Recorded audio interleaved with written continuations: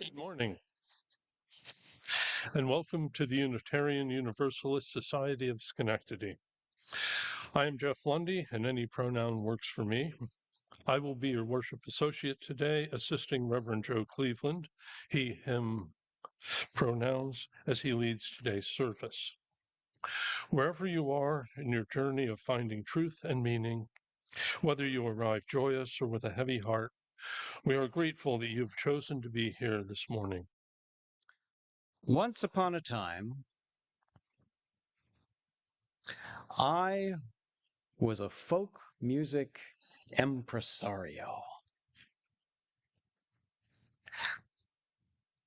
There was a cake and coffee house in downtown Syracuse, New York, called Happy Endings.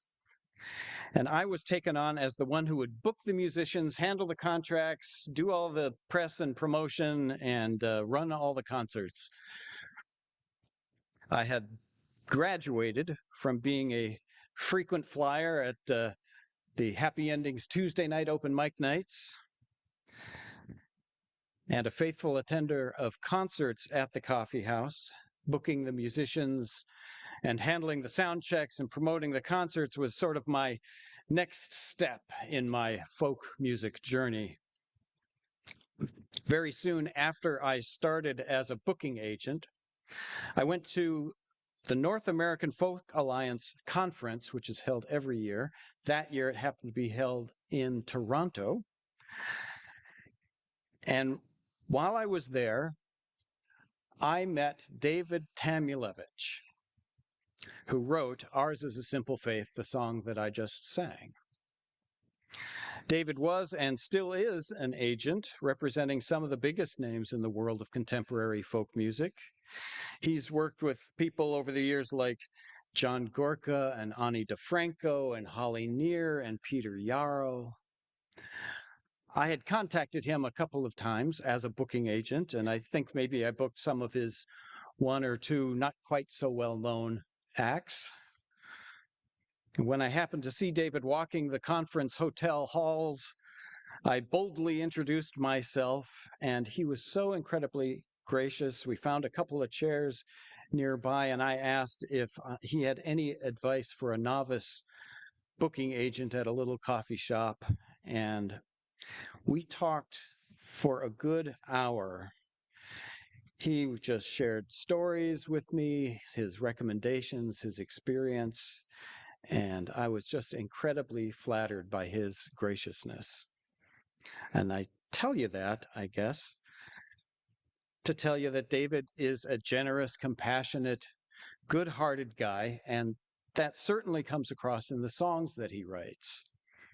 I first heard his song, Ours is a Simple Faith, when David and his musical partner, David Hoff, sang it one night when they gave a concert at Happy Endings Coffee House.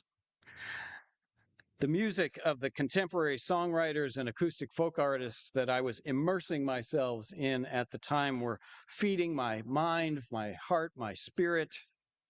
I had also just recently been hired by the May Memorial Unitarian Universalist Society as a musician and music coordinator. And so I was also beginning my journey as a Unitarian Universalist. The music part of my life and the growing UU part of my life weren't separate things. They fed each other. They folded right into one another. I had already been experiencing lots of nominally secular music performed by the artists that I was booking and presenting, as also very spiritual music. And then along comes this song, Ours is a Simple Faith, and I think, yep, there it is. That's my faith. It felt to me like a good description of what Unitarian Universalism is, and 10 years or so later, it was one of the hymns that was sung at my ordination service. Over the years, not only did I keep singing the song, but I'd also kind of find it online. It would come up in my YouTube feed, and I'd find videos of David and others singing his song. And I noticed, though, that a change had been made to the words in those recordings. After beginning with the chorus, the song, as David originally wrote it and recorded it, launches into its first verse with the amazing declaration, "There is no hell to fear." But in nearly all of the videos that I was seeing on YouTube of it, even those of David singing it, people instead sang, "No room in this heart for fear."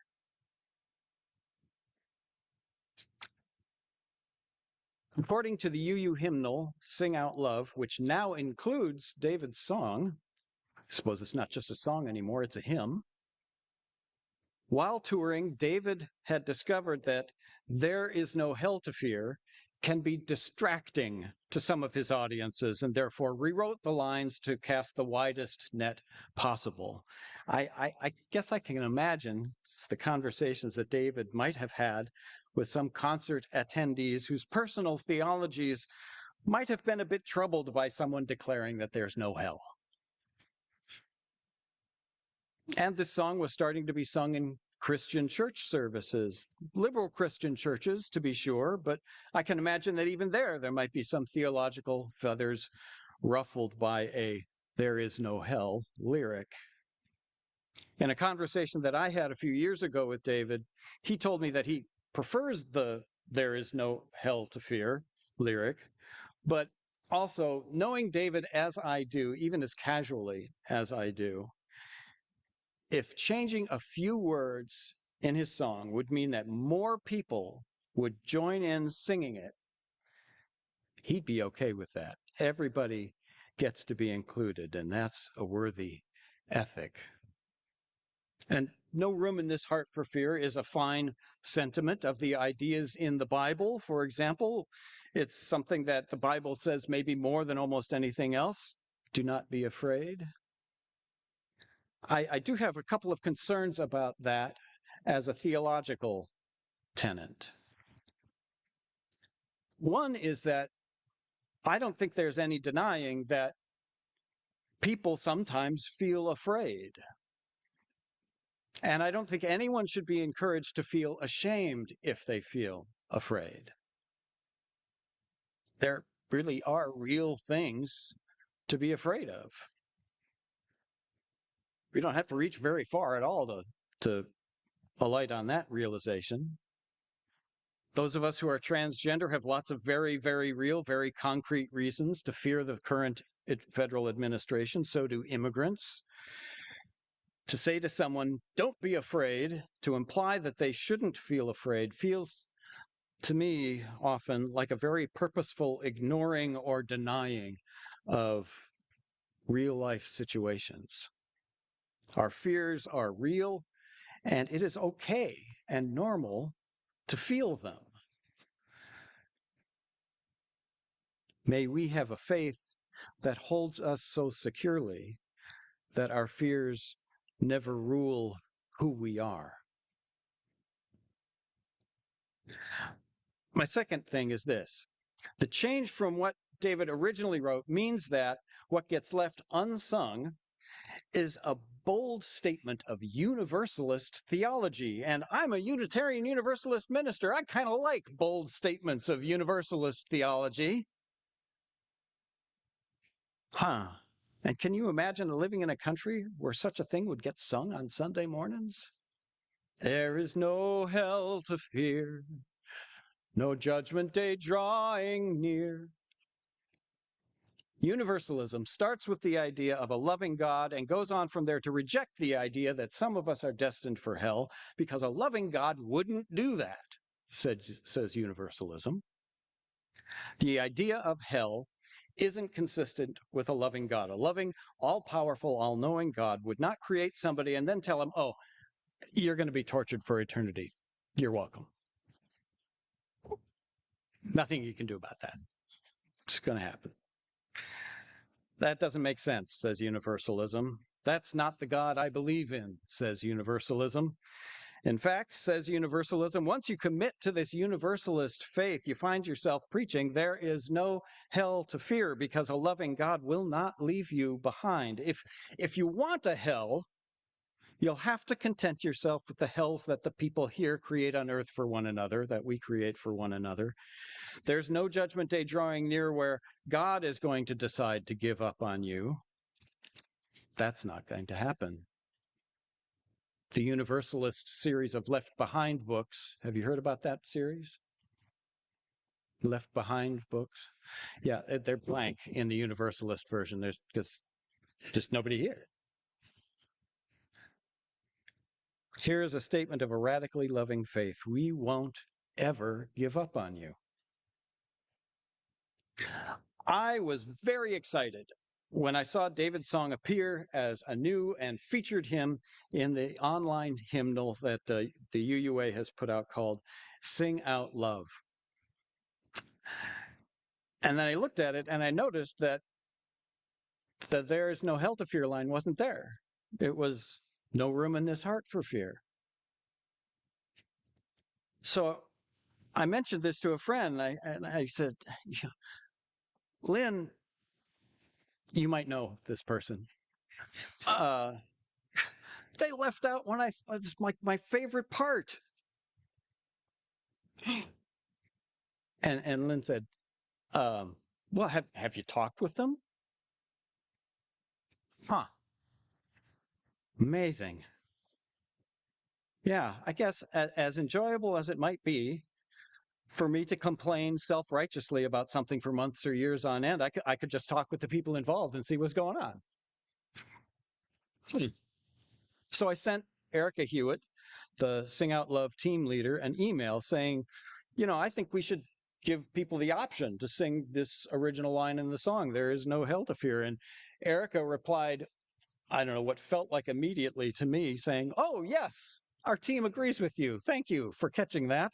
Oh, cool. Okay. So now there's an informational note in the Sing Out Love hymnal that includes the passage that I quoted earlier, and it continues by letting people know that David invites UU congregations to sing either version. Let me just put my finger on the side of singing There Is No Hell to Fear, because who is going to sing a bold universalist theology if not us UUs, right? There is no hell to fear, no judgment day draws near. Trust that inner voice you hear every day. There's another theological idea. You yourself have a direct connection with the sacred. You don't need an intermediary. You don't need anyone to serve as a go-between. You have an intuition and an insight that if you honestly listen, you can trust. At your core, you are in touch with the sacred. At your core, you are in touch with the sacred. Trust that inner voice you hear every day. No matter what is happening around you or happening to you, nothing can divide you or segregate you from the divine. Even if you make mistakes, even if you fail at something, it's right there with you, a love never giving up on you. And we do fail at things, we make mistakes, and this can be devastating to our sense of who we are, probably because we so often are encouraged to treat life as if it was a contest. But the point of life isn't to win. The point of life isn't to be the one who comes in first. We shouldn't be trying to divide ourselves up into winners and losers. No one gets left behind, remember? Life's not a goal or race. It's about heart and faith and living a life of grace every day. Grace. There's a theological idea that's tricky to understand. Here's how I understand it. Grace is gift giving in spite of what you or anyone might think about the person receiving the gift, about what they might deserve. Each person has inherent worthiness and dignity. The air you're breathing right now, for example, is a gift of grace. The air isn't waiting to decide whether or not you deserve it. It's just there for you. A no-barrier shelter is an act of grace. Ideally, such a shelter wouldn't interrogate you to determine if you're worthy of shelter. No, you are a human being, and you are out in the cold rain and snow, and you deserve shelter. Here is shelter for you. Amazing. To live a life of grace every day.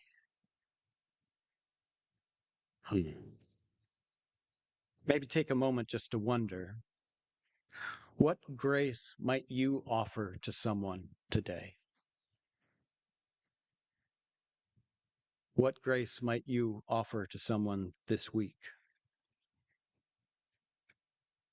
Trust is an open hand. Open hand. Stay with that gesture. Think about that gesture. Reaching out with an open hand. What a wonderful embodiment of the idea of trust. And I think that's one way to understand what faith is, which is another theological term that you thought I was forgetting about and wasn't going to explain. But there it is. Here it is. Here's faith. Trust is an open hand, and that is a gesture of faith. I have faith that we can connect. I have faith that we are here for one another. I am here for you. You are here for me.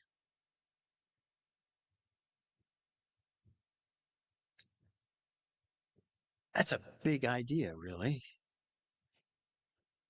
So many ideas. There are so many worries and concerns that we are navigating in our lives. It would be helpful to have a still point. So try this as a still point.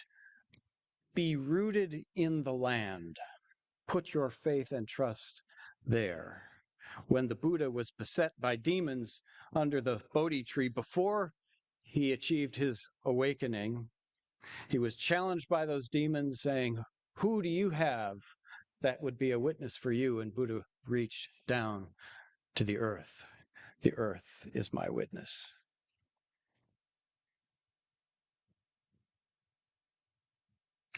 The poet Atena Danner says, "I believe in my breath and heartbeat, in the woven, grasping roots of trees.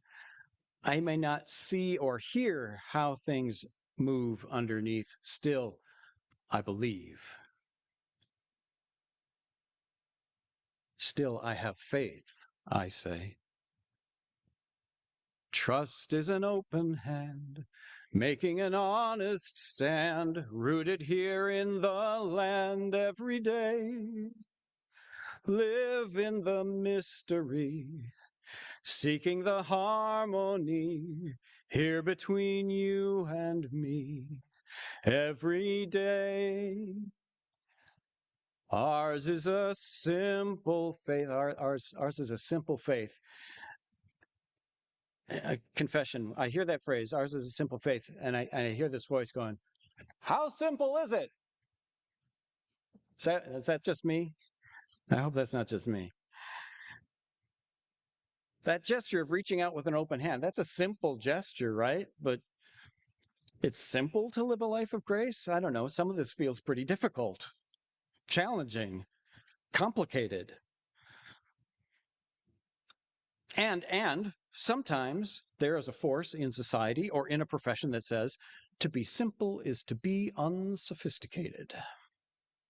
You want to be impressive? Show off your capacity for complexity. Writing to his friend, the Lady Georgina Pollock, the U.S. Supreme Court Justice Oliver Wendell Holmes shared with her how much he liked this heady, complex literature. Caught up in his enthusiasm for this literature, at one point in his letter, Holmes exclaims, "How odious a virtue the much praised simplicity. The only simplicity for which I would give a straw is that which is on the other side of the complex, not the simplicity which has never divined it.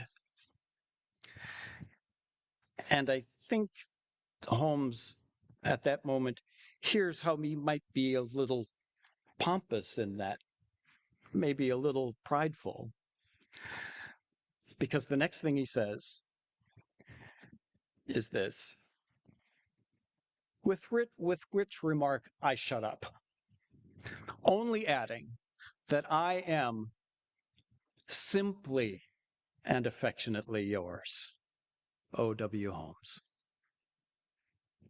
Simplicity is tricky and requires a bit of humility and an awareness of irony. It's how you live that is key. And that's why I really like the big change that Sing Out Love made to David's song when we turned it into a hymn.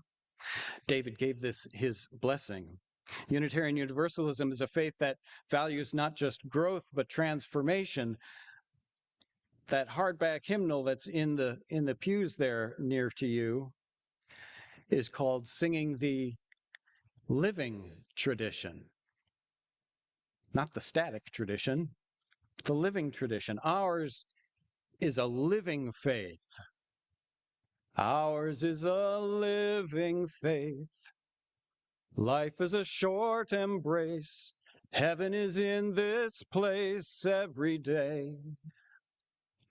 What a bold faith that is. Heaven is in this place every day. Hope is the ground we till. Oh, to commit ourselves to the tilling of the ground of hope. Simple maybe, but not a simplistic simplicity. It's alive. Our faith is alive, alive in us, alive in me, alive in you. Ours is a living faith, is a wonderful song. I love this song. I love this hymn. And maybe I respond to it so much because I also have a faith like that described by the poet Atena Danner. Because I believe in the power of words, of intuition expressed, of gratitude and creation, the unfurling of purposeful language might be a prayer or incantation. Every time I seek out more than what is already there, a prayer, a prayer. I believe in the power of words, perhaps especially I believe in the power of words sung. And this song, this hymn, this prayer makes me want to live a braver Unitarian Universalism. May it be so every day. I offer these as closing words. May we know heaven in this place every day. May we till the ground of hope with faith in our power to shape the day.